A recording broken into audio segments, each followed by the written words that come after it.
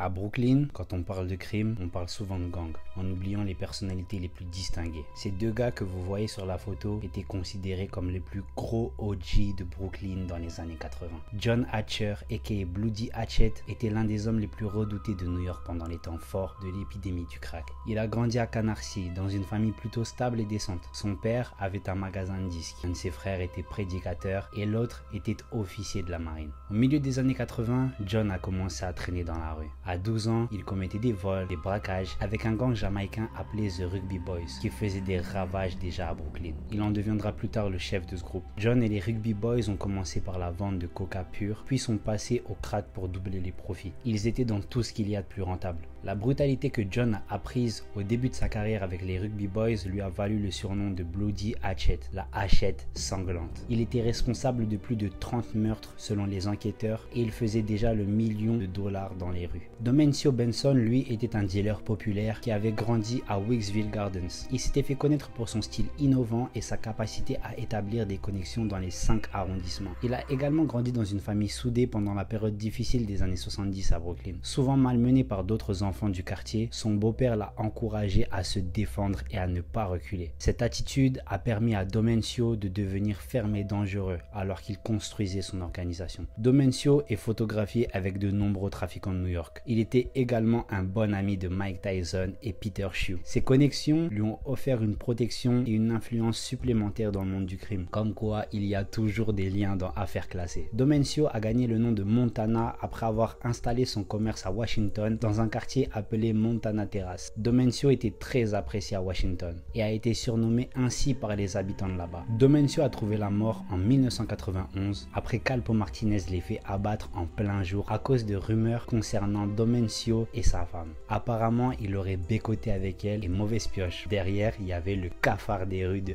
Alpo Martinez. Quant à John, lui, il a dirigé les Rugby Boys pendant près de 20 ans, jusqu'à son arrestation au début des années 2000. Son arrestation comprenait également une possible peine de mort, ce qui l'a conduit à coopérer avec les enquêteurs. Snitch.